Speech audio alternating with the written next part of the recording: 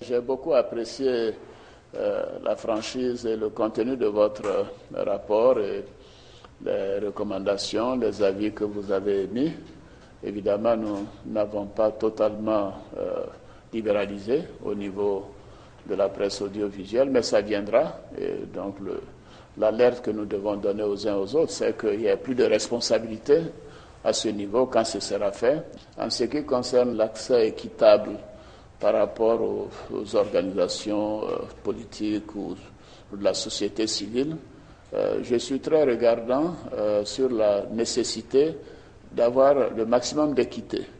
Mais cela dépend également des intervenants. Il faut que les interventions contribuent à la réconciliation.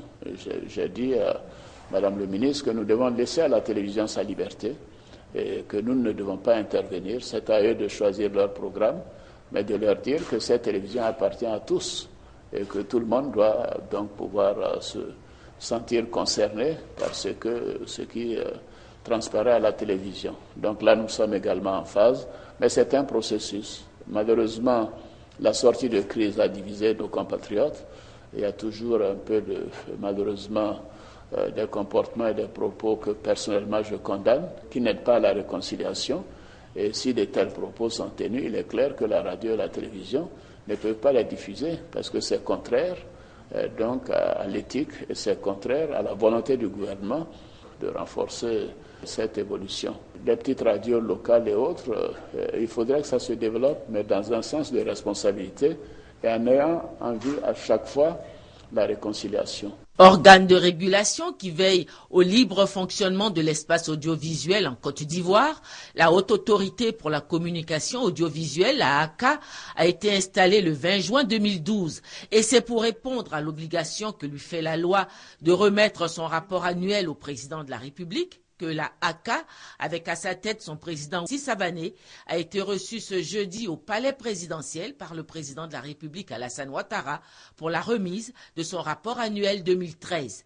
La HACA, qui est investie de plusieurs missions, comme celle de contrôler l'effectivité du pluralisme sur les antennes des organes officiels d'information et de communication, ainsi que celle de conduire la libéralisation de l'espace audiovisuel en Côte d'Ivoire, et celle aussi de conduire la transition numérique.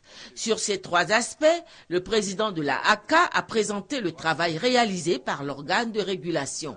Concernant la libéralisation de l'espace audiovisuel, la HACA, comme exposé devant le président de la République, a décidé de casser le monopole du bouquet satellitaire.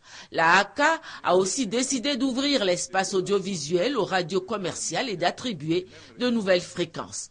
Concernant la transition de l'analogique au numérique, il doit être réalisé à la date butoir du 17 juin 2015. La HACA, qui a exprimé des inquiétudes, a fait part de doléances au président de la République. Le président de la République a présenté ses félicitations à toute l'équipe de la HACA. Il a promis faire en sorte que cette structure, de même que tous les organes qui contribuent à asseoir la liberté en Côte d'Ivoire, soient dans de bonnes conditions pour réussir leur mission.